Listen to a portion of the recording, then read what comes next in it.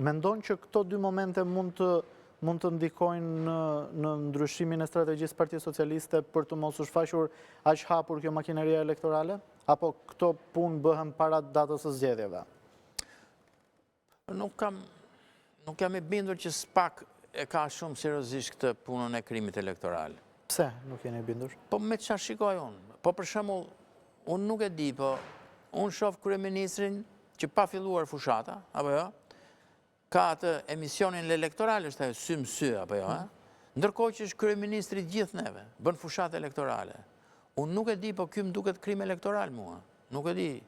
Domethënë ti të abuzosh, se ne të kemi atë vlënë aty për kryeministër dhe ti të përdorësh zyrën tënde, i jashtë fushatës, bile edhe brenda fushatës nuk lejohet zyra jote. Është që pushteti jote që duhet të gjesh, domethënë, aktivitetet që bën partia, njërën tjetrën, si kryeministri e kryeministër. Apo, mund të shkëputesh sigurisht, por jo në këtë formë. Dhe s'ka asnjë. E përmenda këtë, domethënë që ai nuk shqetësohet fare, sepse mund të ishte treguar më i kujdesshëm.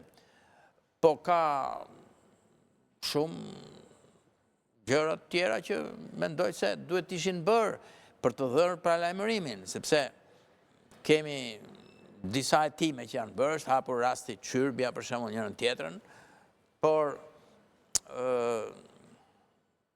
nuk ka dhënë sinjal, se njëri sinjal është do jem unë ditën e zgjedhjeve. Po votat kanë mbaruar blerja e votave ditën e zgjedhjeve. Misioni i SPAK-ut nuk është ky, që të bëj kontroll ditën e zgjedhjeve me ekipe ku diun, kryesisht do thoja unë. Misioni i SPAK-ut është që t'jap mesazhe me qëndrimet që mban ndaj çështjeve të caktuara, me proceset që ka hapur apo diun, apo që mund të hapi,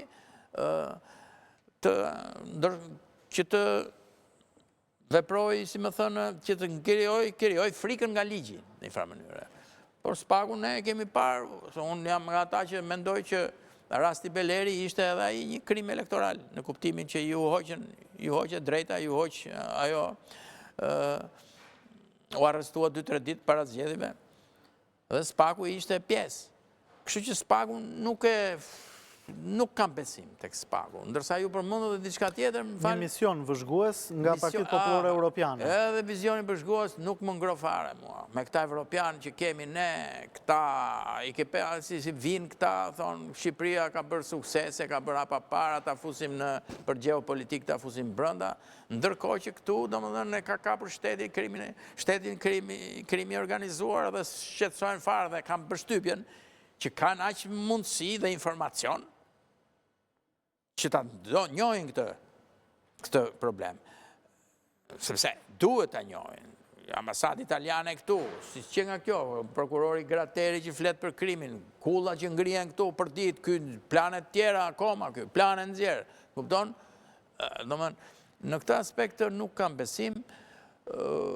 Ndoshta këto janë pjesa e PD-s pastaj që vepron me këta të partive popullore, ndoshta aty mund të ketë apo senator amerikan, të republikan që mund t'japin në dorë, mund të bëjnë në deklarat, në një gjë.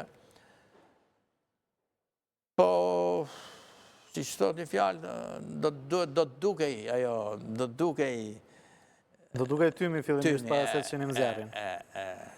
Ndërkohë nga ana tjetër, Berisha po ndjek një strategji komplet ndryshe nga sa e kemi parë në fushatën elektorale. Javën e kaluar mblodhi drejtuesit politik dhe kryetarët e degëve në Partinë Demokratike dhe ju tha mos u merrni me Ramën, por çdo njeri që të takoni t'i shpjegoni programin. Asnjë përgjigje për Ramën. Si u duket kjo strategji e Berishës? Që deri tani Berisha vetë merret me Ramën, por të vetëve ju thotë ju mos i ktheni përgjigje, ju merruni me njerëzit se ato e mbajun. Më duket pak më befasoj pak, sepse në kultura jonë është që të demonizojmë kundërshtarin përgjithsisht edhe të dy palët demonizojnë maksimalisht, denigrojnë, zhvlefsojnë kundërshtarin. Dhe Berisha është mjeshtër në bërjen e kësaj fushate. Edhe Rama e ka përdorur vazhdimisht. Ndoshta mund t'jetë në një këshill që mund t'i kanë dhënë, që bëhu pozitiv, ose këta t'jenë pozitiv, nuk e di, mendoj që mund t'jetë një këshill, është një këshill e arsyeshme, po duhet ta japi ky i parë, duhet ta bëj ky i pari atë gjë, po sepse nëse më lini mua ta shaj, po juve tregoni racional, nuk shkon se ky duhet japi shembullin, prandaj më duket kakofoni në mesazh. Po ka kakofoni dhe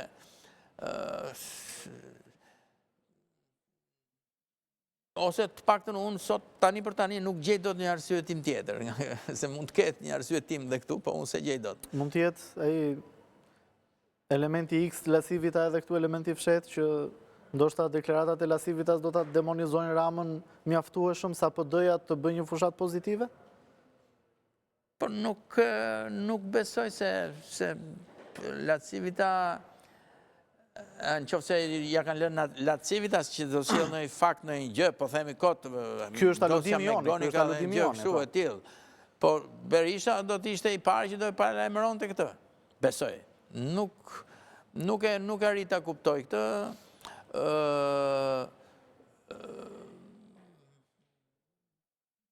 Normalisht duhet ndjekur se si vepron. Unë mendoj që është gjë pozitive që të merresh me argumenta dhe jo të merresh duke sharë, edhe me familje, sa ngjit kjo në elektoratin shqiptar, i mësuar me një fushat të ashpër sharjesh? Nuk e di. Ndoshta ka parë dhe Lulzim Bashën që merret ai me sharje dhe ky ka gjetur një gjë tjetër apo jo, se Lulzim Basha është marrë me Ramën. Berisha thotë që Basha dhe Rama janë bashkë, me ato ditët janë. Do të them, unë mendoj që populli nuk është aq ignorant, e ndjen të mirën, nuk është se i pëlqejnë këto sharjet kështu kaq shumë. Denigrimi sigurisht funksionon kur ti mëson njerëzit që kështu atëherë thotë sa i dobët që nga ky që nuk e shau, sepse po qëndrove urt, ndërsa i tjetrit shan, quhesh i dobët. Kjo ndikon te një pjesë elektoratit. Po besoj se po ta bësh me mençuri edhe ta thuash qartë gjën që unë s'kam mend të shaj, po do ju jap argumente 1, 2, 3, mendoj se influencon pozitivisht. Mos sot për nesër, nuk e di. Duket sikur ka një përpjekje të Ramës për t'i bërë bashkë partitë e reja me Berishën.